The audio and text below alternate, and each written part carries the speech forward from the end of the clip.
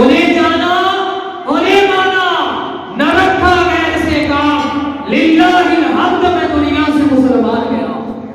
زندگی کا مقصد یہی ہے، اور نبی پاک صلی اللہ علیہ وسلم کا ادب خود رب نے سکھایا ہے۔ فرمایا کہ کسی کی جا نہیں، کسی کی مجال نہیں ہے کہ وہ نبی پاک صلی اللہ علیہ وسلم کی آواز سے اپنی آواز کو بلند کرے، منع فرمایا۔ اور یہ اتنا ہی نہیں، تا قیامت تک جو بھی در مصطفیٰ پہ جائے گا، عمرہ کرنے کے لیے جائے، حاضری دینے کے لیے جائے، جب بھی در مصطفیٰ پہ پیش ہوگا، اپنی اگر آواز بلند کرے گا، اسے خبر بھی نہیں ہوگی، اس کے نامہ اعمال ضائع کر دیے جائیں گے۔ لیکن اگر در مصطفیٰ کا ادب کرے گا، محبت کرے گا، اپنی آواز کو کم رکھے گا، اللہ اس کے صدقے اور اعمال کو بھی اپنی بارگاہ میں قبول فرمائے گا۔ امام مالک رحمت اللہ علیہ یہ مسجد نبوی میں درس دیا کرتے تھے۔ آج بات ہے آداب مصطفیٰ کی، کہ آج دنیا میں بڑی باتیں ہوتی ہیں، کہا جاتا ہے کہ مولوی صاحب ذرا تھوڑی سی ہولی بات کیا کرو، آپ نے دین کو سخت بنا دیا۔ میں نے کہا ہاں، جہاں دین عمل کا درس دیتا ہے، وہاں دین غیرت کا بھی درس دیتا ہے اور آداب مصطفیٰ کا بھی درس دیتا ہے۔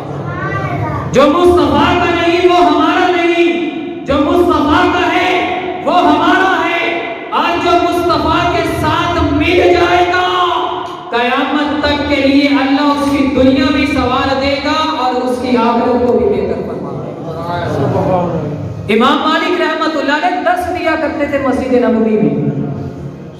اچھا، درس کا حلقہ بڑھ گیا، لوگ زیادہ آنے شروع ہو گئے۔ اب لوگوں کی کثرت کی وجہ سے کسی نے کہا کہ آپ اس طرح کریں، کوئی اور بندہ منتخب کر لیں، وہ آپ سے نبی پاک صلی اللہ علیہ وسلم کی احادیث سنیں، اور احادیث کو سن کے وہ دوسرے لوگوں تک پہنچا دے جن تک آپ کی آواز نہیں جا رہی۔ تو حضرت امام مالک رحمت اللہ علیہ نے فرمایا نہیں نہیں، یہ کبھی نہیں ہو سکتا، اور امام مالک اپنی آواز بھی زیادہ نہیں کرے گا۔ کہا کس وجہ سے؟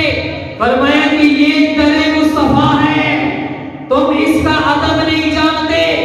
رب نے اس کے بارے میں فرمایا ہے کہ یا ایھا الذین آمنوا لا ترفعوا اصواتکم فوق صوت النبی۔ فرمایا کہ اپنی آوازوں کو نبی پاک صلی اللہ علیہ وسلم کی آوازوں سے بلند نہ کرو۔ فرمایا جو شخص بولے گا، اگر اس کی آواز بلند ہو گئی تو ہمارے نامہ اعمال ضائع ہو جائے گے۔ یہ ادب مسلمانوں کے امام سکھا رہے ہیں کہ آج اور قیامت تک جو بھی در مصطفیٰ میں جائے گا، اپنی آواز بلند نہیں کرے گا۔ اگر بلند آواز کے ساتھ کوئی گفتگو کرے گا، کوئی پکارے گا، نبی پاک صلی اللہ علیہ وسلم کا نام لے کے پکارے گا، تو فرمایا اس بندے کے نامہ اعمال ضائع ہو جائیں گے۔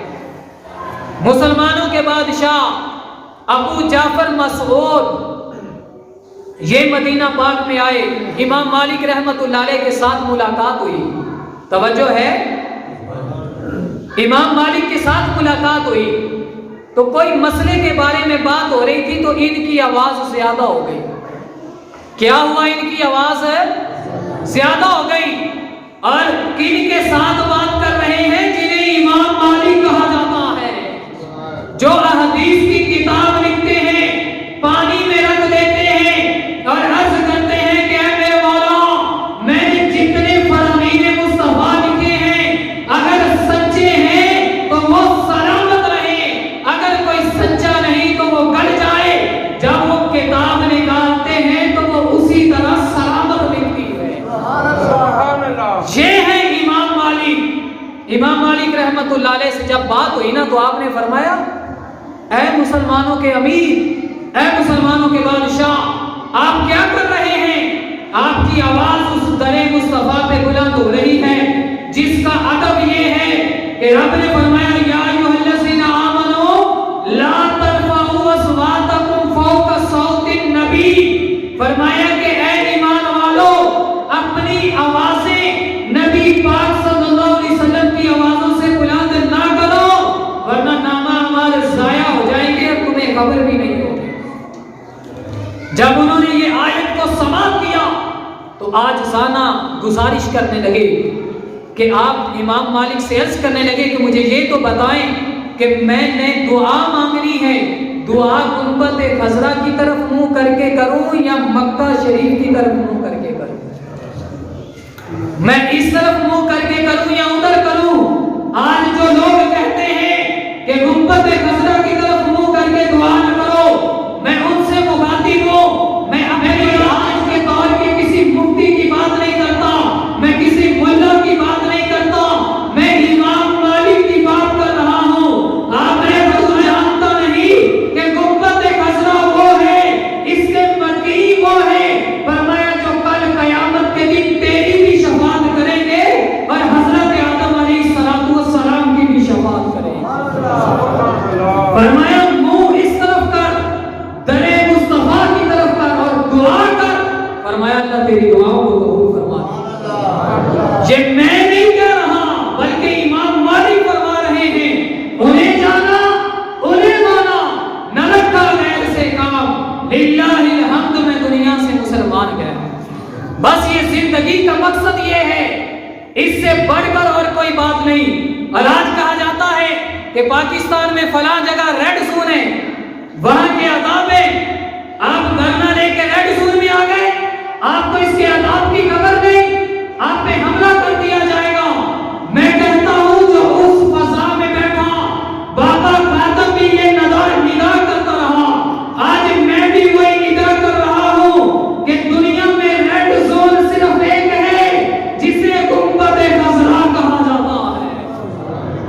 گنبد خضرا کے سوائے اس دنیا میں کوئی ریڈ زون نہیں ہے، سوائے گنبد خضرا کے اس دنیا میں کوئی ریڈ زون نہیں ہے۔ ہاں کوئی بادشاہ وقت ہے، اس کے بنائے قانون اپنے تک ہیں، لیکن گنبد خضرا وہ ریڈ زون ہے جس میں ایک جنت کا بھی ٹکڑا ہے اور جسد مصطفیٰ بھی اسی جگہ پر ہے۔ رب فرماتا ہے بلند آواز سے یہاں پہ آ کے گفتگو نہیں کرنی ورنہ تمام نامہ اعمال ضائع کر دوں گا۔ رب نے فرمایا بلند آواز سے بولنا نہیں، نامہ اعمال ضائع کر۔ فرمایا گنبد خضرا ایسی ہے کہ جہاں پر جن بھی آتے ہیں ادب کے ساتھ آتے ہیں، فرشتے بھی آتے ہیں ادب کے ساتھ آتے ہیں، انسان بھی آتے ہیں ادب کے ساتھ آتے ہیں۔ تو دنیا میں ریڈ زون صرف ایک ہے۔ یہ بات کفر تک یہ بات سماعت کر لے، لندن یورپ تک یہ میری بات کو سماعت کر لے، دنیا میں اگر کوئی ریڈ زون ہے وہ در مصطفیٰ ہے۔ انہیں جانا انہیں مانا، نہ رکھا غیر سے کام، للہ الحمد میں دنیا سے مسلمان گیا۔ جس بندے کا زندگی کا مقصد یہ ہو جائے گا، یاد رکھنا اس کی دنیا بھی سبر جائے گی اور آخرت بھی سبر جائے گی۔ اور دنیا نے دیکھ لیا کہ خاتم حسین رضوی رحمت اللہ علیہ جنازے کو دیکھ لو، اللہ تعالیٰ جب دل میں محبت پیدا کرتا ہے پھر اپنے تو اپنے غیر میں ان کی تعریف کرتے ہیں۔ اور خاتم حسین رضوی صاحب رحمت اللہ علیہ 1.5 کروڑ بندہ ان کے جنازے میں شرکت کی ہے، اس سے زیادہ کی تعداد بتائی جاتی ہے، لیکن میں ایک سرسری سی اگر بات کروں تو 1.5 کروڑ عوام آئی ہے۔ آج میں تمہیں مسلمانوں کے امام کا قول یاد کرواتا ہوں، امام حنبل رحمت اللہ علیہ نے فرمایا ہے، فرمایا کہ دنیا مانے یا نہ مانے، فرمایا کہ عاشقوں کے جنازے فیصلے کر دیتے ہیں۔ جس نے ساری زندگی یہی درس دیا ہے، انہیں مانا انہیں جانا، نہ رکھا غیر سے کام، للہ الحمد میں دنیا سے مسلمان گیا۔ بس یہی اپنی زندگی کا مقصد ہے۔ اور دنیا میں ریڈ زون وہ بتاتے رہے کہ ایک ذات ہے جسے گنبد خضرا کہا جاتا ہے۔ اور فرماتے ہیں کہ جب میں نے دھرنا دیا نا تو لوگ آئے، یہاں تک کہ ہمارے اوپر حملہ کرنے کے لیے آئے اور کہنے لگے کہ تمہیں پتہ نہیں تم ریڈ زون میں داخل ہو گئے ہو۔ کہنے لگے میں نے وہاں پر بیان کیا اور یہ کہا کہ ارے عواموں میں رہنے والوں، ارے حکومت کی نوکری کرنے والوں، یہ میری بات سن لو، دنیا میں ریڈ زون ایک ہے جسے خادم حسین رضوی مانتا ہے، وہ در مصطفیٰ ہے۔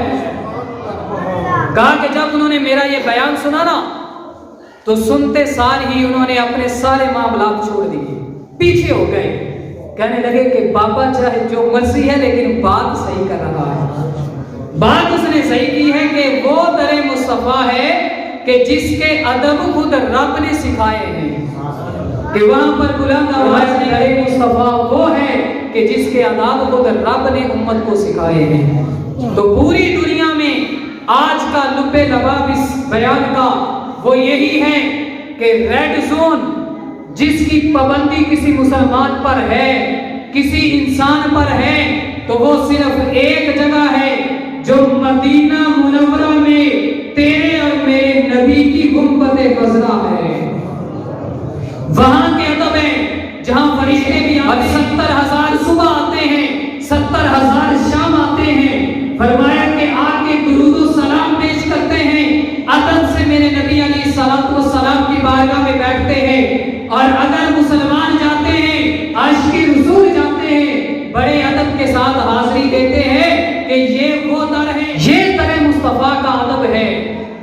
جب تک یہ در مصطفیٰ کا ادب نہیں آ سکتا، نمازیں کیا کریں گے، روزے کیا کریں گے، لمبی لمبی عبادتیں کیا کریں گی، کوئی چیز کام اس وقت تک نہیں آ سکتی جب تک تمہارا تعلق در مصطفیٰ سے نہ ہو جائے، جب تک تیرے سینے میں ادب مصطفیٰ نہ پیدا ہو جائے۔ جیسے آج بابا خادم حسین رضوی گیا ہے اور ہر بندہ یہ کہہ رہا ہے، چاہے کوئی دین سے تعلق رکھنے والا ہے، چاہے کوئی سیاست سے تعلق رکھنے والا ہے، چاہے کوئی لبرل ذہن رکھنے والا ہے، کہہ رہا ہے کہ بندہ تو چلا گیا لیکن ہے عاشق رسول کا۔ تو بندہ زندگی جینے کا مقصد بھی یہی ہونا چاہیے، انہیں جانا، انہیں مانا، نہ رکھا غیر سے کام، للہ الحمد میں دنیا سے مسلمان گیا۔